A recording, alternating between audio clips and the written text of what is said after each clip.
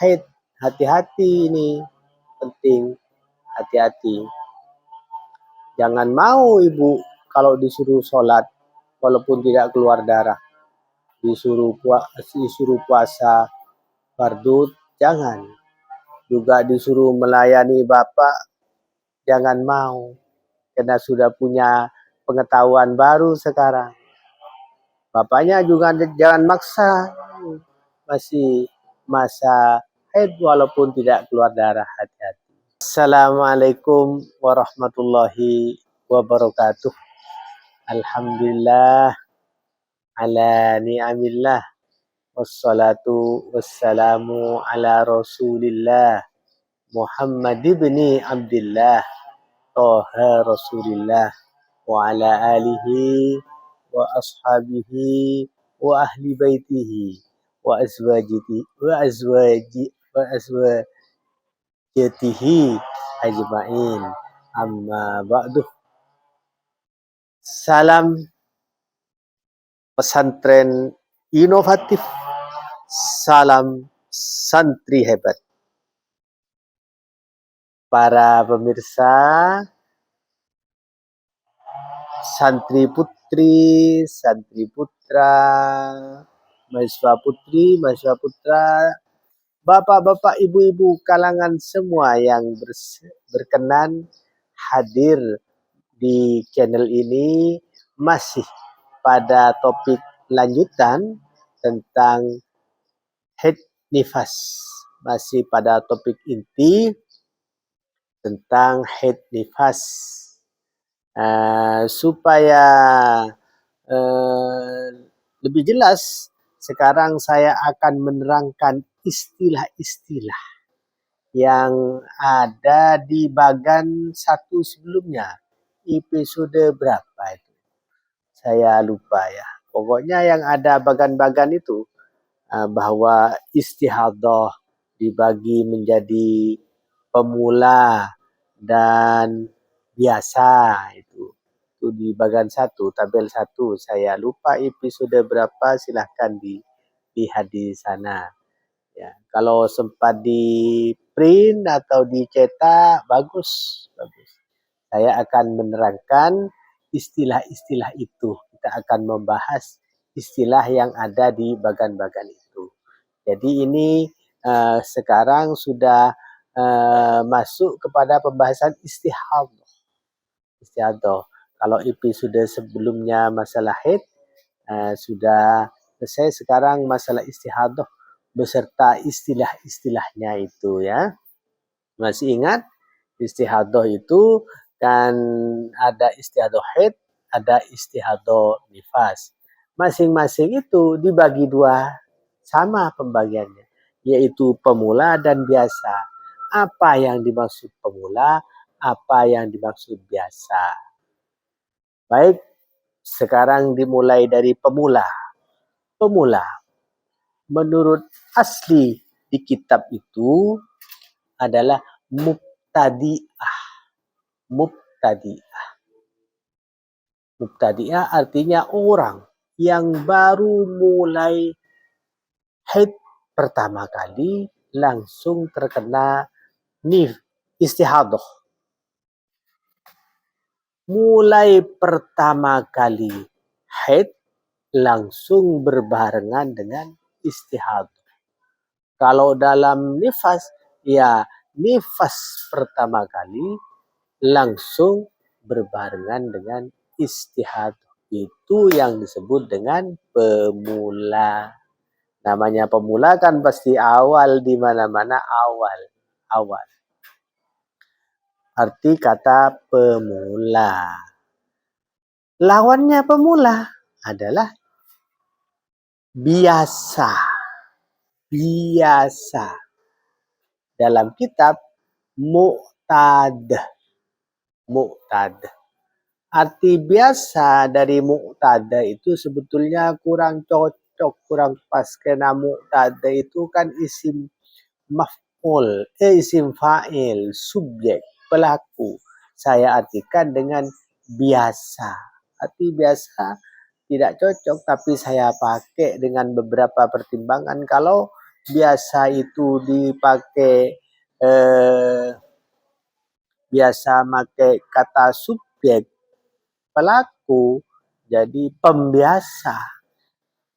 Aneh kedengarannya kalau pembiasa atau pebiasa juga aneh karena beberapa pertimbangan keanehan tadi terpaksa saya pakai kata biasa ditambah agar lebih paham tentu dengan keterangan ini. Jadi biasa orang yang sudah pernah head sebelumnya sehingga head berikutnya dia berbarengan, headnya itu dibarengi dengan istihadah sehingga disebut mu'tad, ya, mu'tad.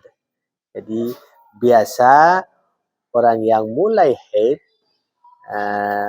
kalau di episode sebelumnya permulaan head kan di usia masih ingat kan 9 tahun kurang 15 hari itu mubtadi'ah. Yang berikutnya yaitu biasa itu mu'tad. Mu'tad. Gimana? Sudah paham para pemirsa sekalian istilah mubtadi'ah dengan mu'tad. Pemula dengan biasa. Lanjut. Jangan minum kopi dulu, ini masih awal kok sudah mau minum kopi. Jangan diminum dulu, tahan. Masih konsentrasi kan karena awal.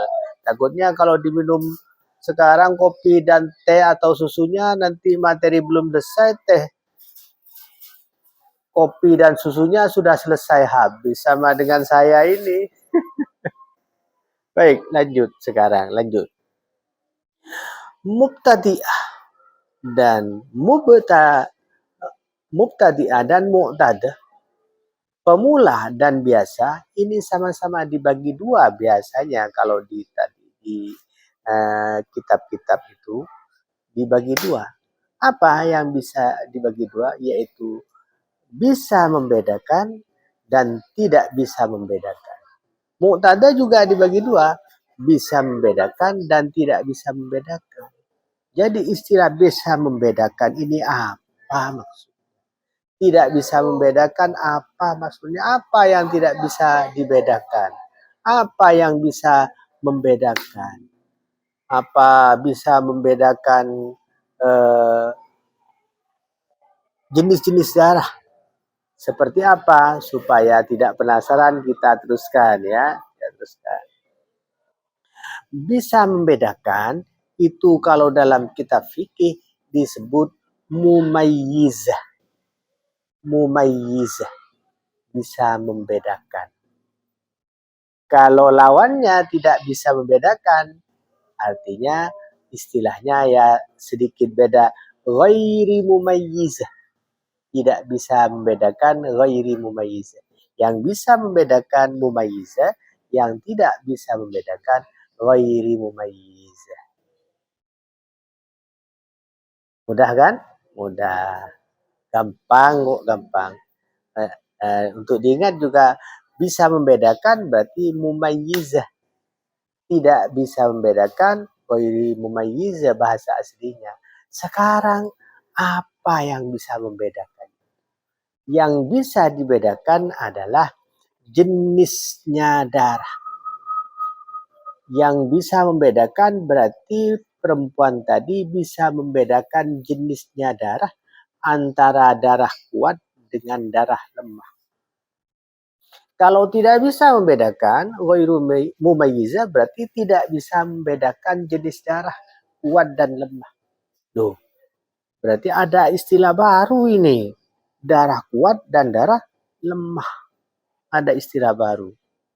Sebelum ke darah kuat dan darah lemah, kembali saya ulang, bisa membedakan itu adalah bisa membedakan jenis darahnya yang keluar dari perempuan tadi antara darah kuat dan darah lemah. Tidak bisa membedakan ghairu mumayyizah, dia tidak bisa membedakan antara darah kuat dan darah lemah. Baik, sekarang istilah darah kuat dan darah lemah. Apa itu darah kuat dan darah lemah? Ini penting berkaitan dengan macam-macam darah yang kemarin. Dari segi warna, dari segi kekentalan, dari segi bau. Sudah kan kemarin sesuai dengan tabel, jadi darah itu ada dari segi warna, ada dari segi kekentalan, ada yang kental, ada yang encer, ada dari segi bau, ada yang bau, ada yang tidak bau. Nah, kalau tiga-tiganya digabung, itu menjadi beberapa nomor darah yang kemarin itu. Jadi darah kuat ya itu darah yang nomor 1 dengan 2. Jadi kalau keluar 2 yang kuat berarti yang nomor 1. Kalau 1, 2. Kalau yang keluar 2, 3 berarti yang kuat ya nomor 3. Nomor 2. Maaf. Jadi kalau keluar 2 jenis darah, nomor 2 dan nomor 3, yang kuat ya nomor 3. Kalau keluar nomor 3 dan nomor 4, berarti yang kuat nomor 3. Kalau keluar nomor 4 dan nomor 5, berarti yang kuat nomor 5. Ya. Jadi membedakan darah itu ya bisa mengetahui dari darah yang keluar itu, dia tahu oh ini yang kuat, ini yang lemah. Ini penting karena nanti setelah lebih masuk, nanti bukan sekarang, yang kuat itu dianggap head, yang lemah dianggap bukan head. Penting mengetahui darah kuat dan darah lemah itu. Sudah kan? Sudah tahu antara antara bisa membedakan dengan tidak bisa membedakan. Bisa membedakan artinya dia tahu ini darah kuat misalnya 4 hari, ini darah lemah 10 hari. Itu bisa membedakan. Kalau tidak bisa membedakan, dia tidak tahu ya ini yang lemah berapa hari, yang kuat berapa hari. Makanya nanti ada cara-caranya sendiri di episode lain tentang perempuan yang tidak bisa membedakan darahnya antara kuat dan lemah. Kena bingung. Ya. Baik. Sekarang bagaimana mengetahui kriteria, ciri-ciri kalau perempuan itu bisa membedakan darahnya antara kuat dengan lemah? Caranya. Caranya adalah ada 4. Bisa membedakan darah kuat itu ada 4. Apa? Yang pertama, darah kuat itu yang pertama. Ada 4 ya, ada 4. Yang pertama, apa perlu pakai tabel? Saya belum buat tabel karena ini uraian, tapi saya sudah buat urutan angka-angka. Baik, saya screenshot, saya tampilkan di layar. Silahkan para pemirsa sekalian, silahkan dilihat di layar karena memang agak memerlukan konsentrasi ini. Perlu konsentrasi. Silahkan dilihat di layar. Kalau perlu screenshot, silahkan di screenshot, kemudian di print nanti dicetak. Nah, jadi syarat darah kuat yang pertama, dilihat ya dilihat di layar. Syarat darah kuat yang pertama adalah darah itu keluar minimal sehari semalam. Minimal keluar sehari semalam. Minimal artinya tidak kurang. 21 kan? Lihat 21 tidak kurang atau minimal sehari semalam. Sehari semalam. Baru disebut darah kuat. Kalau tidak sampai sehari semalam, maka dianggap bukan darah kuat. Darah kuat syarat pertama adalah tidak boleh kurang sehari semalam atau setara dengan sehari semalam. Apa setara? sehari semalam kan 24 jam. Setara berarti ya 24 jam. 24 jam selama 15 hari. Ulang, 24 jam selama 15 hari. 15 jam tidak boleh kurang dari 15 jam selama rentang 15 hari. Kalau kurang dari 15 jam berarti bukan darah kuat, darah lemah. Atau 24 jam tapi lebih dari 15 hari. 20 hari, 24 jam. 25 hari, 24 jam. Ya, berarti tidak memenuhi syarat. Pokok syaratnya adalah 24 jam selama 15 hari minimal. Itu darah kuat syarat yang pertama. Kalau masih bingung, jangan khawatir. Nanti ada tabelnya yang lain. Tabel ini masih di episode ini tentang masih tabel. Masih episode ini nanti dibantu saya buatkan tabel. Ini masih keterangan. Yang nomor 2, darah kuat tidak boleh lebih dari 15 hari 15 malam. Jadi kalau lebih dari 15 hari 15 malam, itu bukan darah kuat lagi. Baik lebihnya berhari-hari atau hanya lebih 2 jam, 3 jam. Darah kuat lebih, misalnya tadi syaratnya maksimal 15 hari, keluar darah merah ternyata 16 hari penuh. Ya berarti bukan darah kuat. Atau bukan lebih sehari tapi lebih 5 jam. Keluar 10 jam, 10 jam, 10 jam sampai nanti tanggal 16 keluar lagi 5 jam, 5 jam sehingga lebih kalau di total lebih 24 jam menjadi berapa? 29 jam. Jadi 15 hari menjadi 29 jam darah yang keluar. Maka tidak memenuhi syarat yang kedua ini, yaitu syarat darah kuat tidak boleh lebih lama dari 15 hari 15 malam. Baik. Yang ketiga, darah lemah tidak boleh kurang dari 15 hari 15 malam. Kalau nomor 2 tadi tidak boleh lebih, sekarang darah lemah. Darah lemah tidak boleh kurang dari 15 hari 15 malam. Darah lemah, bukan darah kuat. Sekarang berubah ke darah lemah. Tidak boleh kurang dari 15 hari 15 malam. Tidak boleh diselingi oleh darah kuat, tapi kalau diselingi dengan mampet atau suci boleh, bisa. Ulang karena memang agak memerlukan konsentrasi. Syarat nomor 3, darah lemah tidak boleh kurang dari 15 hari 15 malam. Tidak boleh diselingi darah kuat. Jadi terus darah kuat. Masya Allah. Terus 12 hari adalah darah lemah. Tidak boleh diselingi darah kuat yang lebih tinggi warnanya atau jenisnya seperti di tabel kemarin ya tentang tabel kekuatan darah kan sudah nomor 1, nomor 2, nomor 3. Jadi tidak boleh kalau keluar jenis darah nomor 2 ya harus terus selama 15 hari. Tidak boleh diselingi nomor 1 yang lebih kuat. Tapi kalau diselingi dengan mampet, diselingi dengan suci tidak apa-apa. Minimal 15 hari minimal. Kalau lebih 20 hari, 25 hari tidak apa-apa. Memenuhi syarat sudah. Ya. Jadi darah lemah tidak boleh kurang. Minimal 15 hari. Kalau lebih tidak apa-apa. 20 hari, 25 boleh. Ya. Gimana? Bingung? Bingung?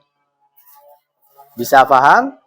Karena memang ini perlu pemikiran lebih. Yang nomor 3 ini ya kita menghela nafas sejenak, santai dulu ya, santai. Silahkan yang sudah disiapkan tadi apa minuman untuk supaya lebih fresh, lebih segar, kopi apa teh apa susu, silahkan diminum, silahkan diminum. Kalau ada cemilan, snack apa silakan sambil dimakan, ya. Sekarang syarat terakhir yang nomor 4, tadi nomor 3, sekarang nomor 4. Yang nomor 4 adalah selama keluar dalam batas minimal 15 hari, 15 malam, darah lemah harus terus-menerus. Artinya tidak boleh diselingi darah kuat, tapi tidak apa-apa kalau hanya diselingi mampet. Ini sudah saya terangkan tadi, termasuk kaitannya dengan nomor 3 tadi. Jadi nomor 4, darah lemah yang 15 hari itu minimal tidak boleh diselingi darah kuat dengan nomor yang lebih tinggi. Tapi kalau diselingi dengan mampet, mampet suci tidak apa-apa. 15 hari, 16 hari tidak apa-apa. Karena seperti keterangan kemarin bahwa mampet atau suci itu tidak terbatas masanya. Ada batas sedikit yaitu 15 hari, tapi batas maksimalnya tidak ada batasnya. Ya. Sesuai dengan janji saya, tadi akan saya tayangkan tabel. Nah, sekarang silakan lihat di layar para pemirsa sekalian, ada tabel nomor 8 ya. Itu contoh kasus di mana darah kuat memenuhi syarat yang 4 tadi. Memenuhi syarat 4 tadi. Lihat yang pertama, darah kuat mendahului darah lemah. Jadi keluar kuat dulu, baru lemah. Itu berarti memenuhi syarat. Apa syaratnya? Lihat yang kuat adalah 3 hari. Tanggal 1 sampai tanggal 3. Yang merah itu kan kuat. Lebih kuat dari yang lemah. Yang lemah apa itu? Kuning. Lebih lemah. Maka itu memenuhi syarat. Karena lebih dari 24 jam satu hari itu kan sudah 3 hari. Memenuhi syarat. Yang satu itu. Yang nomor 2, darah lemah mendahului darah kuat. Mohon maaf, sama dengan kemarin, warna di tabel itu tidak tepat. Yang hitam itu artinya asalnya adalah abu-abu. Abu-abu cuma oleh percetakan dicetak agak hitam. Aslinya itu abu-abu. Karena abu-abu maka dia lebih lemah dari yang setelahnya yaitu warna darah merah. Jadi abu-abu itu darah lemah, itu mendahului darah kuat. Darah lemahnya sendiri belakangan 3 hari yaitu 28, 29 dan 30 itu darah kuat memenuhi karena 3 hari. Darah lemahnya lebih dari 15 hari memenuhi syarat juga. Memenuhi syarat. Yang nomor 2, yang nomor 3 sekarang. Darah lemah mengapit darah kuat. Jadi lemah, kuat, lemah, mengapit. Jadi darah kuat di tengah diapit oleh 2 darah lemah. Coba lihat yang nomor 3 itu darah lemahnya dari tanggal 3 sampai tanggal 10 itu darah lemah. Darah lemah. Darah kuatnya yang kuning lebih kuat dari abu-abu kan, kuning, tanggal 11 sampai tanggal 17 itu darah kuat. Kemudian diikuti darah lemah lagi, yaitu tanggal 18 sampai tanggal 24. Maka itu memenuhi syarat karena darah kuatnya sudah melewati 24 jam, 1 hari. Sedangkan darah lemahnya lebih dari 15 hari. Tentunya ini berkaitan dengan bulan sebelumnya. Jadi sebelum tanggal 1 ini, tanggal 1, darah lemah itu sebelumnya tidak ada darah yang keluar. Sebelum tanggal 1. Demikian juga di tanggal 30, setelah tanggal 30 tidak ada darah lagi.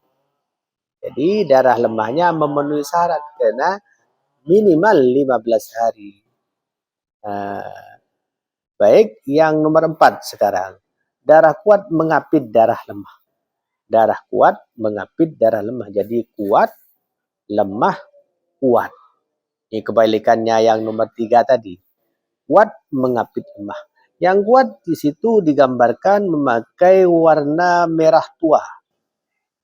Merah tua, kemudian yang lemah di bawahnya merah tua adalah merah biasa dan dilanjut dengan merah tua lagi.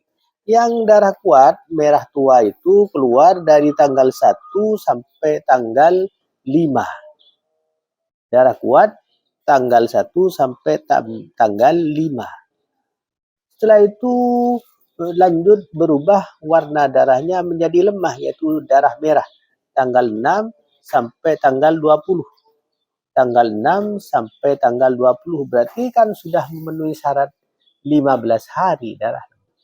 Karena minimal 15 hari. Itu sudah memenuhi syarat, yaitu tanggal 6 sampai tanggal 20. Sudah termasuk syarat minimal darah lemah. Kemudian keluar darah kuat lagi, yaitu tanggal 21 sampai tanggal 30. Itu sudah memenuhi syarat. Darah kuat sudah memenuhi syarat. Berarti nanti bukan sekarang, tapi saya singgung sedikit. Berarti perempuan ini head 2 kali dalam 1 bulan. Head 2 kali. Yaitu darah kuat pertama itu head, kemudian darah lemah itu dianggap suci, darah kuat yang kedua itu head lagi. Nah, ya. Baik, sekarang bagaimana kalau skema darahnya itu tidak keluar dengan utuh seperti warna-warna tadi, tapi keluarnya berjam-jam, pakai jam. Nah, seperti janji saya, kalau pakai jam itu kan yang banyak memakai jam, tidak keluar utuh sehari perempuan itu darahnya, tapi memakai jam. Kalau memakai jam, maka silakan dilihat kemarin, tapi episode berapa itu tentang tabel 7 itu. Tabel 7 episode yang sebelumnya itu ada perpaduan antara jam dengan hari. Antara jam dengan hari. Kalau keluar darah jam, hari berikutnya jam lagi. Jam artinya tidak penuh 24 jam, tapi 3 jam, mampet. Besoknya keluar lagi 3 jam, mampet. Besoknya keluar lagi 3 jam. Maka silakan kembali diulang melihat tabel 7 itu. Tabel 7 kemarin.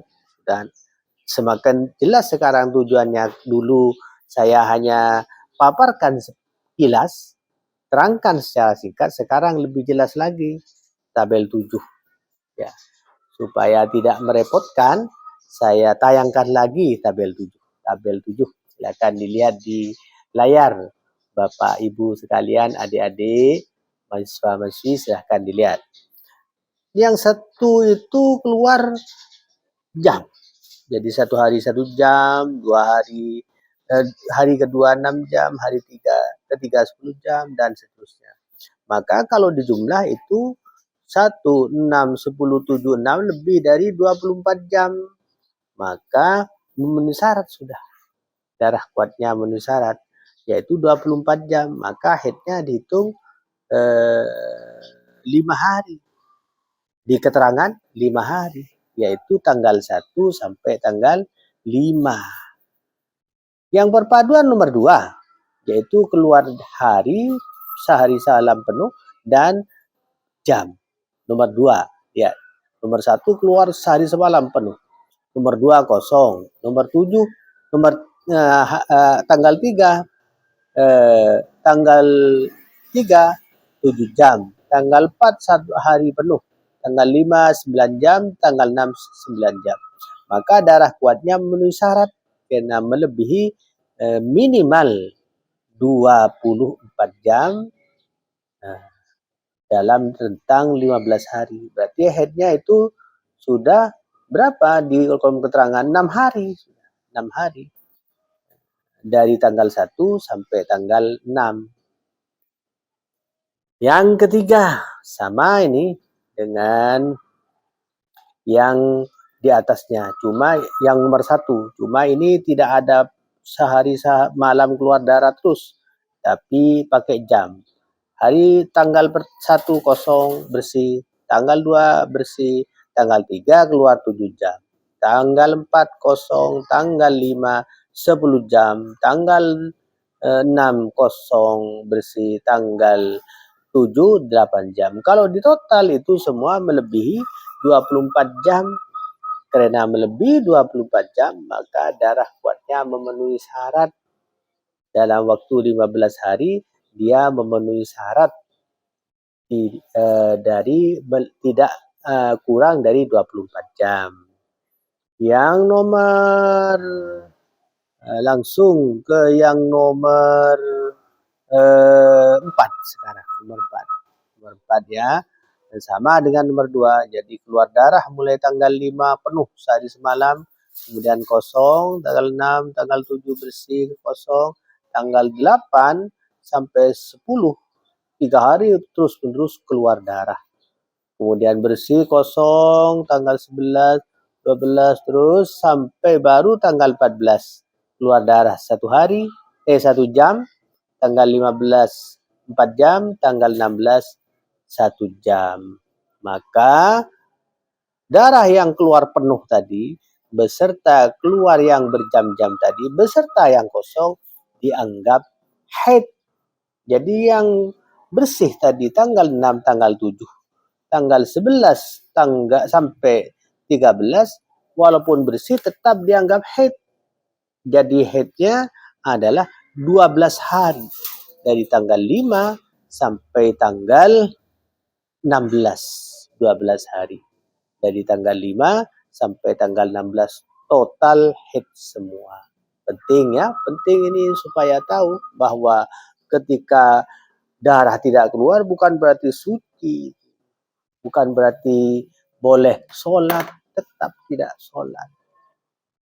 Bukan berarti puasa, tetap tidak boleh puasa. Bukan berarti kalau sudah tidak keluar darah berapa sampai lama tadi, sampai 3 hari tidak keluar darah. Nah, itu bukan berarti suci, tetap haid.